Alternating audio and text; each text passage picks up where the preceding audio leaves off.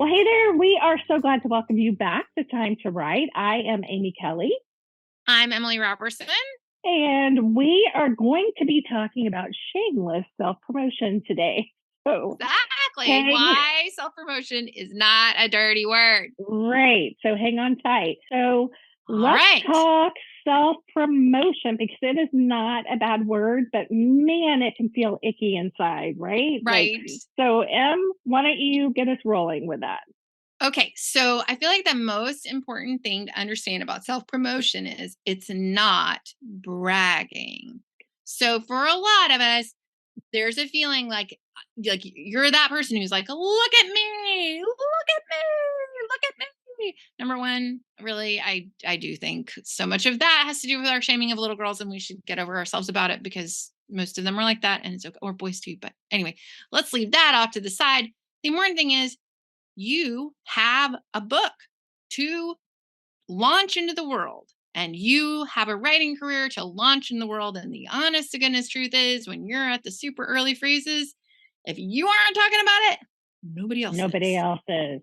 And Nobody it's else is. There's no fairy godmother going to show up and wave her magic wand and turn your pumpkin into a coach. It's just you and your pumpkin. So, Well, and I think there's anything in your head that's saying, and this is maybe a Southern thing, I don't know, maybe they say it everywhere, but you don't want to feel too big for your britches. Like that's the phrase. Like you're not being too big for your britches to promote your book. no, you're not. I mean, if you had a business where you were a roofer and you didn't have any signs and you didn't have any ads and you didn't have any way of telling people that you've gone into business as a roofer, you don't have a roofing business. You just have a bunch of shingles. Yeah. Yeah. So same for us. You got a book, you got a writing career. That is not bragging. Now, having said that, we also totally get, because we both feel this way too, like it is hard to talk about your stuff and promote it. So I think one of the things that has it really struck a chord with me is an email that Em shared with me, and it was from Susan Kane, who you can find on the interwebs or whatever. But she talked about replacing the word self promotion with self expression. So specifically in regard to social media, I think, if I'm remembering right. Yeah. And so looking at social media and marketing as a place where you are expressing your creativity, your thoughts, your view on the world, like whatever it is you want to express, that's where you're doing it. Right. The stories you love, the stories you want to tell, the actual story that you have told, like that. And then I also think this is a great place to talk about Amy's idea, which you can hear in an earlier podcast, where Amy got me to reframe the call to action as a call to connection. And you can listen Yes. to that podcast through your podcast app of choice, as they say. So a call to connection, that's also what you're doing here. It's self-expression, but a big part of understanding for me, this has just been such a huge shift in my brain, is that, like, of course we want to connect with readers. Of course we want to connect with the people that would want to read our work. Like, that's the whole idea. Like I mean, that to me is one of the most interesting things about writing when you really think about it. Like, writing cannot be consumed passively. Like, someone has to choose to sit down and read something that you wrote. If you painted a picture and you put it on the wall, someone can walk by and see it. But for a book, someone has to choose to read it, and you want them to choose to read it. And that is not shameful. That is just No. humans being Which, human.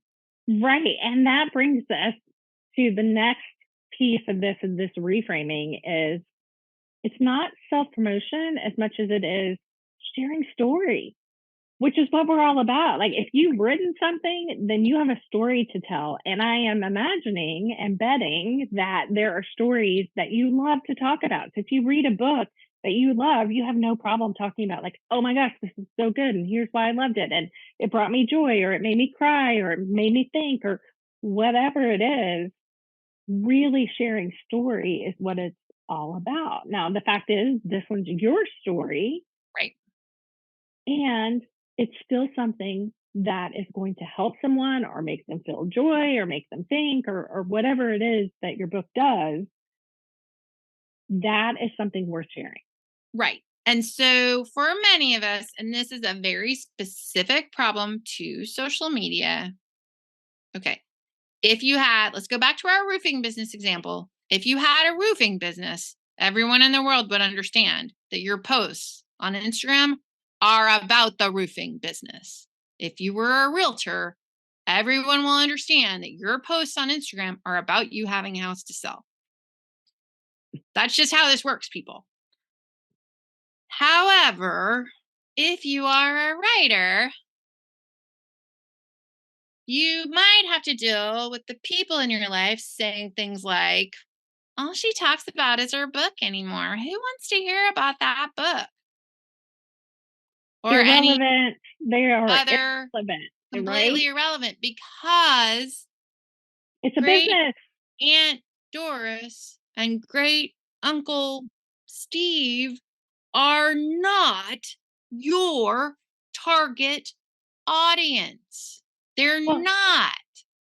and I would say too, this might be a place, if you feel like doing this, which you may or may not, totally your choice, where you can have a separate private family account.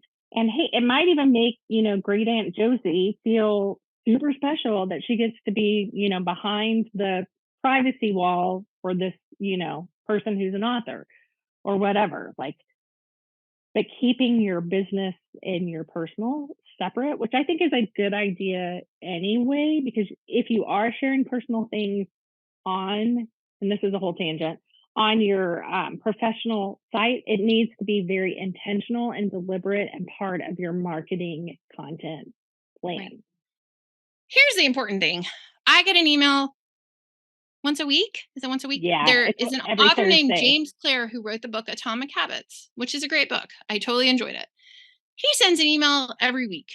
It is just about things from Atomic Habits. It is a few quotes from Atomic Habits, and then maybe quotes that he's found that from the internet that or from the world that are relevant to whatever he's thematically talking about on that day. And I one am question. totally And one question. And a question. So, yeah. 3, 2, I 1. read that email every week. It makes me happy every week. Yeah. I can't tell you how many times I've like screenshotted it and texted it to like my kids or my husband or whatever. I love that. So think for a second about your favorite author. If your favorite author was, let's say if Stephanie Meyer was still on the internet, which she's not, but if she was, Stephanie Meyer was going to post about Twilight. There are plenty of people who would happily watch every single thing she put up. And so that would be me. Yes. I would read and so everything. For us as authors to understand that your audience is not some person who's going to be grouchy about seeing you.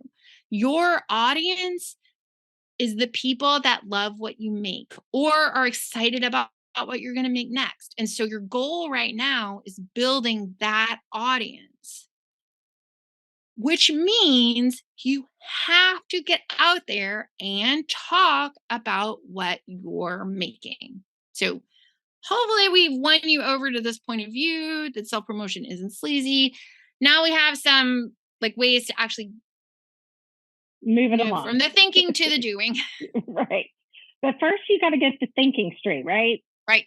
It's all about the mindset. Right. So I would say your mindset shift needs to be, my story is worth sharing. And it's hard. It's hard for everyone. Acknowledging that, I think, is super powerful. So it's worth sharing. And yeah, it's hard. It might be uncomfortable. It's hard for everybody. It's hard for everybody. But it's worth doing.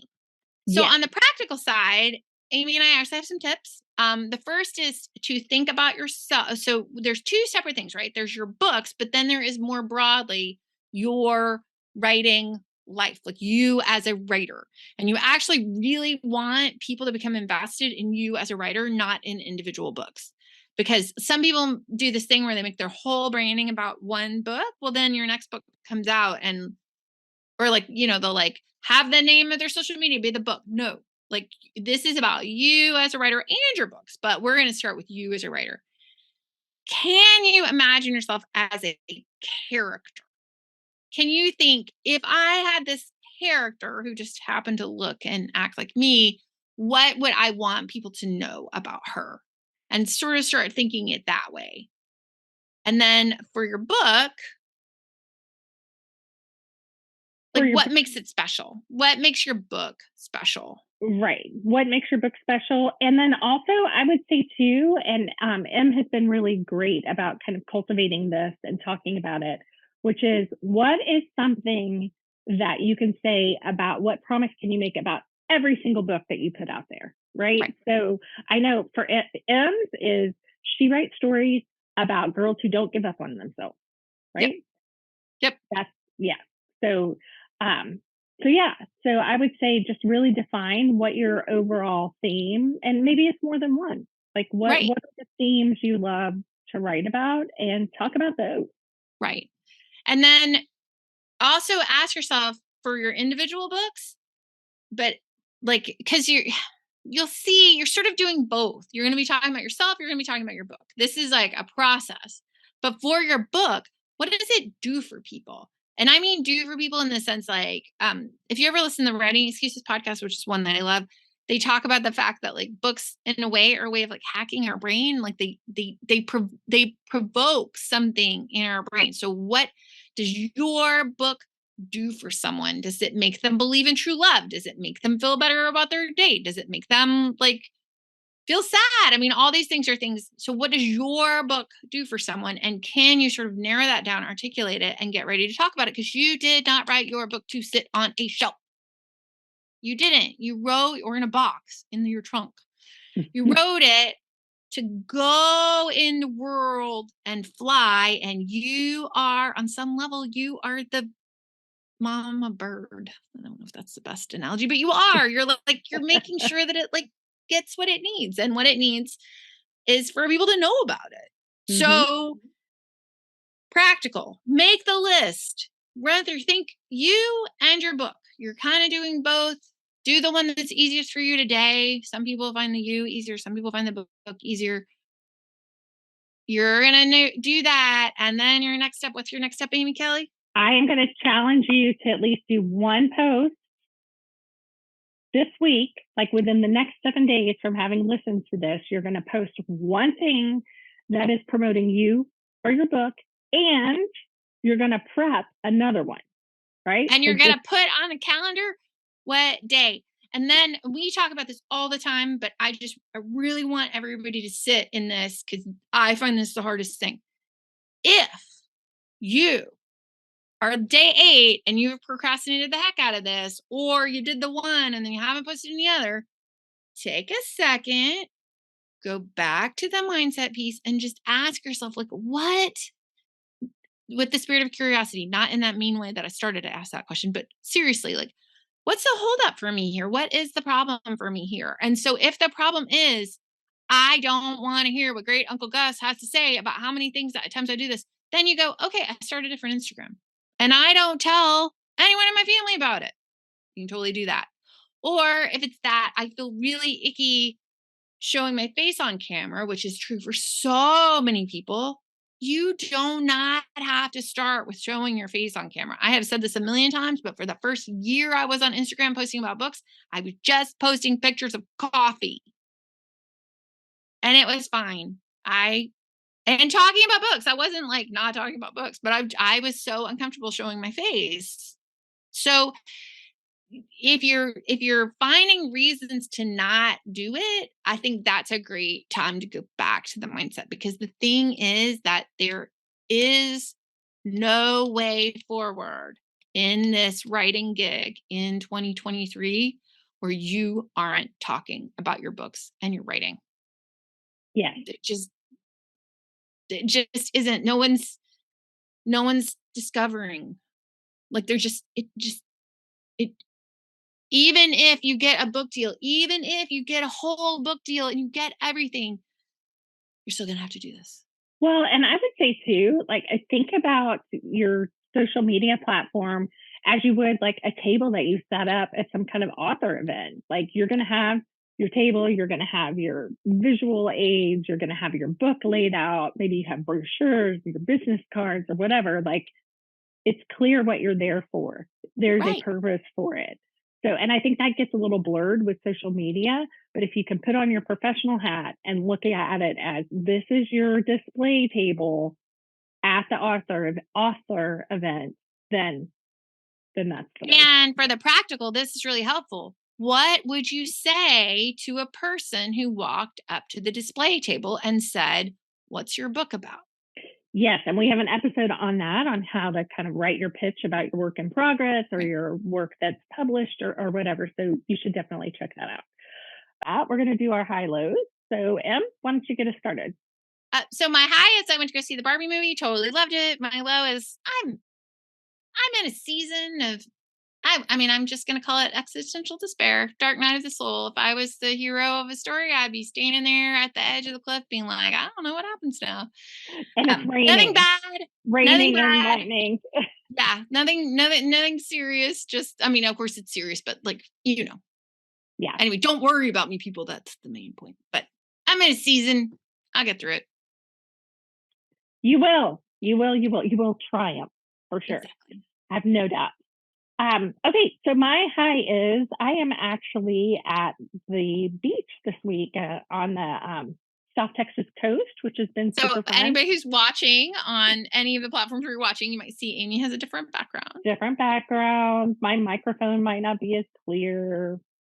I'm good with all that. And my daughter and I saw the Barbie movie too. Loved it. So fun. So fun. And I would say my low.